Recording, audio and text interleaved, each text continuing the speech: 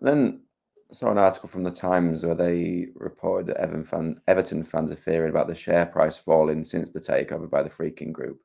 Are they right to be frustrated that their shares are taking a hit after that? Well, first of all, it's a handful of people that this affects, Mm. right? So this is about a group of people, and when I say a handful, it may even be less than 10 people who bought shares on the trading facility that Everton have, which was a very limited trading facility, for something like $3.5 grand a share.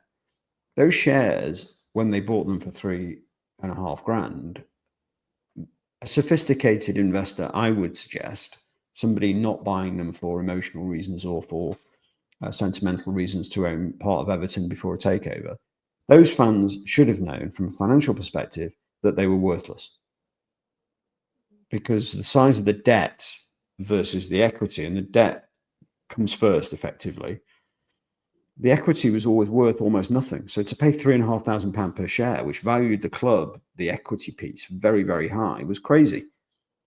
And ultimately, if you start buying shares, then in the absence of fraud, it's very much buyer beware. And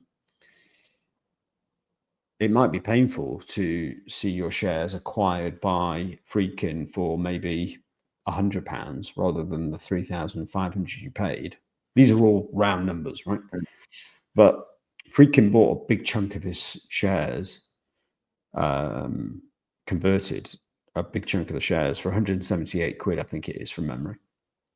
These shares are worth less than £100, right?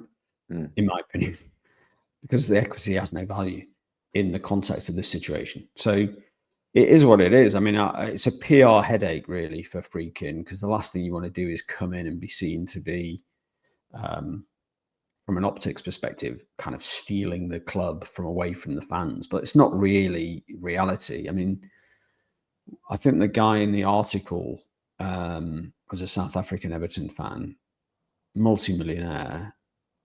To be honest, should know better. Mm. And if he's lost money, I mean, he made a bad investment. I mean, it happens, right?